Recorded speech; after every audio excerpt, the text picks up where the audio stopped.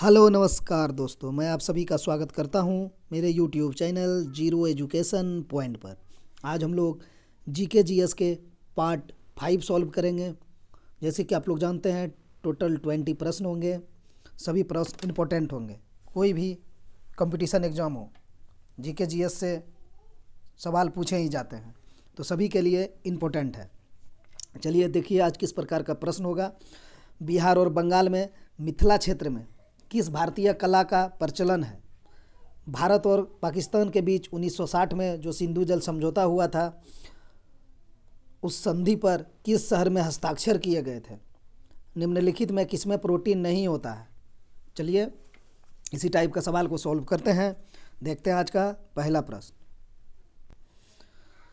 चलिए देखिए पहला प्रश्न क्या है। पहला है बिहार और नेपाल के मिथिला क्षेत्र में किस भारतीय कला रूप का प्रचलन है? ठीक, पट चित्र पेंटिंग, काल में जूथू, मधुबनी पेंटिंग, तंजोर आर्ट। ये जो काल में जूथू है ना, ये नेपाली लैंग्वेज है। तो चलिए हम लोग इसका आंसर देखते हैं क्या होगा। तो अभी तक तो आप लोगों ने इसका आंसर लगा चुका होगा, मधुबनी पेंटिंग है। ऑप्शन सी सही है। ठीक, बिहार और नेपाल के मिथिला क्षेत्र में किस भारतीय कला का रूप का प्रचलन है, तो वो मधुबनी पेंटिंग हो जाएगा। मधुबनी पेंटिंग को जीआई टैग भी प्राप्त है। ठीक है, इसको भी याद रखिएगा। ये भी एसएससी के लिए भी इम्पोर्टेंट प्रश्न है और एनटीपीसी के लिए भी। चलते हैं दूसरा प्रश्न के लिए। दूसरा प्रश्न है उत्तर प्रदेश में निम्नलिखित में कौन सा स्मारक नहीं है? ताजमहल तो है उत्तर प्रदेश में। सफदरगंज का मकबरा ये नहीं है। ठीक है, सारनाथ स्तूप भी है वाराणसी के पास, बड़ा इमामबाड़ा भी है। तो इसका आंसर हो जाएगा ऑप्शन बी, सफदरगंज। ये कहाँ है? ये दिल्ली में है। ठीक है, इसलिए इसका आंसर ऑप्शन बी हो जाएगा। इसने कहा है उत्तर प्रदेश में निम्नलिखित में से कौन सा स्मारक नहीं है? बी नहीं है। चलते हैं तीसरा क्वेश्चन की ओर। अब तीसरा क्वेश्चन क्या कह रहा है? भारत और पाकिस्तान के बीच 1960 में हुई सिंधु जल संधि पर किस शहर में हस्ताक्षर किए गए थे? कभी कभी एग्जाम में आपको पूछ लिया जाएगा कि सिंधु जल समझौता किन दो देशों के बीच हुआ था, तो आप भारत और पाकिस्तान लगा देंगे आंसर। ये भी पूछा जाता है। इस प्रश्न से 2-3 आंसर आप लोग को भी बताएंगे। तीनों चारों याद रखिएगा, इंपॉर्टेंट होते हैं। कभी कभी कोई भी घुमा के पूछ लिया जाता है। तो भारत और पाकिस्तान के बीच हुआ है सिंधु जल समझौता। कब हुआ है? 1960 में हुआ है। ठीक है, 1960 में हुआ है। कभी डेट भी पूछ लिया जाएगा तो यहाँ से याद रखिएगा। 1960 है ना, तो 19 सितंबर को ही हुआ है। ये जो पहला वाला 19 है, आपको इसको डेट के रूप में लिख दीजिए। 19 सितंबर को हुआ है। ठीक है, तो ये तो याद रह जाएगा 1960 में। कभी डेट भी पूछ लेता है तो 19 सितंबर 1960, अब नहीं भूलेंगे आप लोग। चलिए इसका आंसर पहले देख लिया जाए। किस शहर में हस्ताक्षर किए गए थे? तो कराची में किए गए थे। ऑप्शन डी सही हो जाएगा। ठीक है, देखिए इसमें कौन कौन थे। भारत के तरफ से प्रधानमंत्री थे जवाहरलाल नेहरू, जवाहर, ठीक है, ये थे। तो जवाहरलाल नेहरू जी थे प्रधानमंत्री। और पाकिस्तान तरफ से कौन थे? फील्ड मार्शल था उनका, अयूब खान। याद रखिएगा, इसको पूछ लिया जाता है कि पाकिस्तान के तरफ से कौन थे? अयूब खान थे। पाकिस्तान की तरफ से फील्ड मार्शल थे अयूब खान, और भारत की तरफ से प्रधानमंत्री थे जवाहरलाल नेहरू। ये दोनों फैक्ट याद रखिएगा। ठीक, और समझौता जो बीच कराने वाले कौन थे? कोई इसी के बीच में कोई समझौता होता ना, तो तीसरा का हाथ होता है। तो इसमें था किसका हाथ? विश्व बैंक का। ठीक है, विश्व बैंक का। ये भी कभी कभी पूछ लेगा, तो विश्व बैंक का इसमें रोल था। ठीक है, तो इतना चीज़ हम लोग जान गए कि 19 सितंबर 1960 को हुआ था। भारत की तरफ से जवाहरलाल नेहरू थे, तत्कालिक उस टाइम प्रधानमंत्री थे, और अयूब खान भी थे, ये फील्ड मार्शल थे। याद रखिएगा, कंफ्यूज मत कीजिएगा कि अयूब खान कुछ और थे, नहीं, ये फील्ड मार्शल थे और भारत की तरफ से प्रधानमंत्री जी थे। चलते हैं चौथा क्वेश्चन की ओर। कराची शहर में हस्ताक्षर हुआ था। चौथा क्वेश्चन है निम्नलिखित में कौन सी नदी अफ्रीका में नहीं बहती है? ऑरेंज, नाइजर, अमेजन, नील। तो ऑरेंज भी बहती है, नाइजर भी बहती है, नील भी है। ये अमेजन अफ्रीका में नहीं है। अफ्रीका में नहीं है अमेजन। ऑप्शन सी सही हो जाएगा। ठीक, चलते हैं पांचवा क्वेश्चन की ओर। सतीश धवन अंतरिक्ष केंद्र श्रीहरिकोटा किस राज्य में स्थित है? कर्नाटक में, तमिलनाडु में, केरल में, आंध्र प्रदेश में। तो आप लोग जानते हैं सतीश धवन अंतरिक्ष केंद्र कहाँ है? आंध्र प्रदेश है। ठीक, ऑप्शन डी सही हो जाएगा। आंध्र प्रदेश के श्रीहरिकोटा में है ये जो लिखा हुआ है। ठीक है, यहीं पर है। उनका नाम है क्या? सतीश धवन अंतरिक्ष केंद्र। ठीक, जगह का नाम श्रीहरिकोटा। कहाँ, किस राज्य में है? आंध्र प्रदेश। छठा क्वेश्चन है, भारतीय नाभिकीय कार्यक्रम का जनक किसे माना जाता है? Doctor APJ Abdul Kalam, Raja Ramanna, doctor Jahangir Bhabha, Jawaharlal Nehru. तो इस क्वेश्चन का आंसर होगा, क्या पूछा है ध्यान से पढ़िएगा, नाभिकीय कार्यक्रम पूछ रहा है। ठीक है, नाभिकीय कार्यक्रम के जनक, तो ऑप्शन सी हो जाएगा, doctor Homi Bhabha. Option C सही हो जाएगा। हमने शॉर्ट में लिखा है डॉक्टर भाभा। चलते हैं सातवां क्वेश्चन की ओर। क्या कहा है? निम्नलिखित में से किसे भारतीय स्वतंत्रता के पहले युद्ध के तौर पर जाना जाता है? भारतीय स्वतंत्रता का जो पहले युद्ध के तौर पर जाना जाता है, किसको जाना जाता है? 1861 में गृह युद्ध हुआ था उसको, 1857 का विद्रोह को, 1855 से 1856 का संथाल विद्रोह हुआ था उसको, या 1919 में रोलेट एक्ट आया था उसको।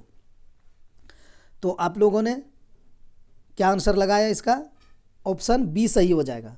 1857 का जो विद्रोह था वो भारतीय स्वतंत्रता के पहले युद्ध के तौर पर जाना जाता है। ये कहाँ से स्टार्ट हुआ था? मेरठ से। आठवां क्वेश्चन क्या है? आधुनिक अर्थशास्त्र का जनक किसे माना जाता है? Manmohan Singh ji, Amartya Sen, Adam Smith, John Maynard Keynes. आधुनिक अर्थशास्त्र का जनक जो माना जाता है वो माना जाता है एडम स्मिथ को। ऑप्शन सी सही हो जाएगा। नौवां क्वेश्चन है, कामाख्या मंदिर किस राज्य में है स्थित है? तो क्या है? कामाख्या मंदिर किस राज्य में स्थित है? सिक्किम, असम, मेघालय, मणिपुर। तो इसका आंसर क्या लगा रहे हैं आप लोग? असम में है कामाख्या माता का मंदिर। ऑप्शन बी सही हो जाएगा। यहीं पर एक अम्बुबाची का मेला लगता है, याद रखिएगा, अम्बुबाची का मेला लगता है, इंपॉर्टेंट है, इसको पूछ लिया जाता है। कामाख्या मंदिर में ही अम्बुबाची का मेला लगता है। ऑप्शन बी असम सही हो जाएगा। कामाख्या माता का मंदिर किस राज्य में है? तो असम में, यहीं पर अम्बुबाची का मेला लगता है। चलते हैं 10वां क्वेश्चन की ओर। द्वितीय पंचवर्षीय योजना की रूपरेखा किसने तैयार की थी? के कामराज, पीसी महालनोबिस, के एन राज, इनमें से कोई नहीं। तो द्वितीय पंचवर्षीय योजना का जो कार्यकाल था वो कितना था? 56 से 61 था, 1956 से 1961। ठीक, रूपरेखा किसने तैयार की थी? ऑप्शन बी हो जाएगा, पीसी महालनोबिस। ठीक है, पीसी महालनोबिस ने किया था इसकी रूपरेखा तैयार। इसका कार्यकाल था द्वितीय पंचवर्षीय योजना का 1956 से 5 वर्ष 1961 तक। ठीक, पहला था 51 से 56। चलते हैं 11वां क्वेश्चन की ओर। देखिए, लोकप्रिय काल्पनिक उपन्यास चंद्रकांता की रचना किसने की थी? बहुत इंपॉर्टेंट प्रश्न है ये। चंद्रकांता जो उपन्यास है ना, बहुत इंपॉर्टेंट प्रश्न है, इसको याद रखिएगा। मैथिली शरण गुप्त, मुंशी प्रेमचंद, जयशंकर प्रसाद, देवकी नंदन खत्री। तो इसको उपन्यास की रचना जो की थी देवकी नंदन खत्री ने की थी। ऑप्शन डी सही हो जाएगा।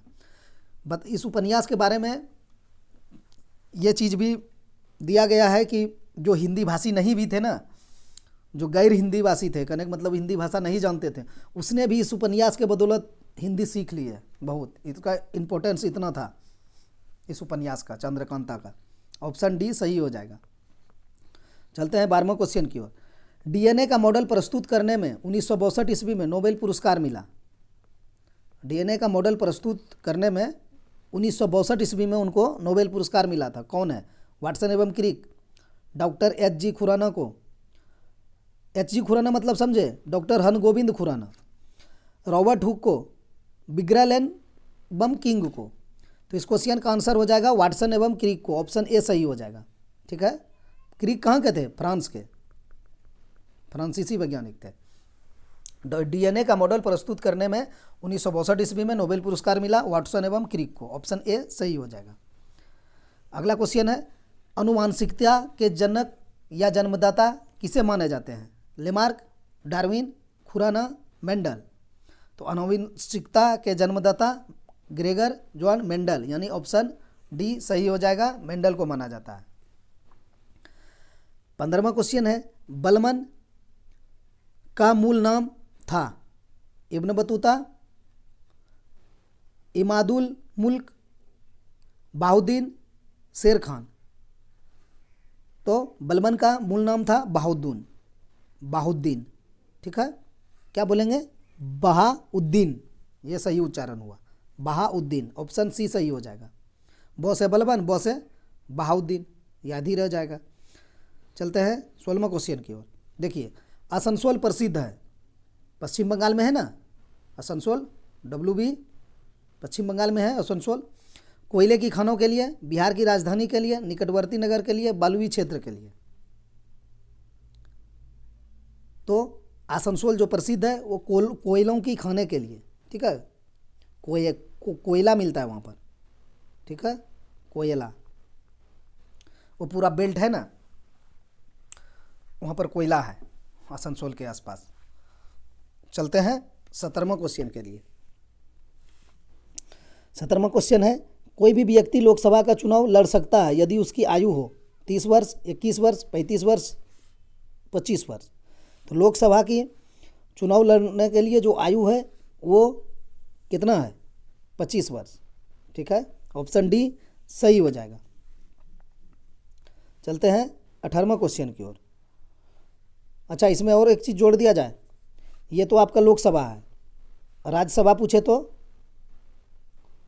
राज्यसभा 30 वर्ष। ठीक, और विधानसभा भी 25 वर्ष, विधानसभा 25 वर्ष, यानी विधानसभा और लोकसभा दोनों 25 वर्ष है। अगर राज्यसभा के आप चुनाव लड़ेंगे तो आपको 30 वर्ष होना अनिवार्य है। चलिए, राष्ट्रपति वगैरह का 35 वर्ष। ठीक, चलते हैं 18वां क्वेश्चन की ओर। विद्युत ऊर्जा की इकाई क्या होती है? विद्युत ऊर्जा की इकाई क्या होती है? एम्पियर, वाट, वोल्ट, किलोवाट, घंटा। तो इसका आंसर हो जाएगा ऑप्शन डी, किलोवाट घंटा। ठीक है, विद्युत ऊर्जा की जो इकाई होती है ना, घर में जो मीटर लगे होते हैं घरों में, इसी में उनका इकाई को नापा जाता है, किलोवाट घंटा में। ऑप्शन डी सही हो जाएगा। चलते हैं 19वां क्वेश्चन की ओर। निम्नलिखित में किसमें प्रोटीन नहीं पाई जाती है? मांस में, दाल में, दूध में, चावल में। तो इस क्वेश्चन का आंसर हो जाएगा ऑप्शन डी, चावल में। चावल में सबसे ज़्यादा कार्बोहाइड्रेट पाए जाते हैं। ठीक है, कार्बोहाइड्रेट ज़्यादा पाए जाते हैं, इसीलिए जो मोटे आदमी हो जाते हैं उनको चावल खाने से मना किया जाता है, कम खाने को बोलता है। इसी के कारण कार्बोहाइड्रेट ज़्यादा होने के कारण शरीर में वसायुक्त हो जाता है। चलते हैं 20वां क्वेश्चन की ओर। यूरिया खाद से पौधों को निम्नलिखित में से कौन सा तत्व मिलता है? Calcium, phosphorus, potassium, nitrogen. तो यूरिया खाद से पौधों को निम्नलिखित में कौन सा तत्व मिलता है? नाइट्रोजन हो जाएगा। ऑप्शन डी सही हो जाएगा। यूरिया खाद होता है ना, उसमें लिखा हुआ रहता है कितना नाइट्रोजन रहता है, उसमें 46 पॉइंट समथिंग रहता है। तो आप इसको 46 ही मानिए, 46 ही माना जाता है। 46% नाइट्रोजन रहता है यूरिया में। चलते हैं, अब ख़त्म हो गया, 20 तो क्वेश्चन ही थे। तो दोस्तों, वीडियो देखने के लिए धन्यवाद। आप लोग चैनल को सब्सक्राइब और लाइक कर दीजिए। चलते हैं, मिलते हैं अगला वीडियो में।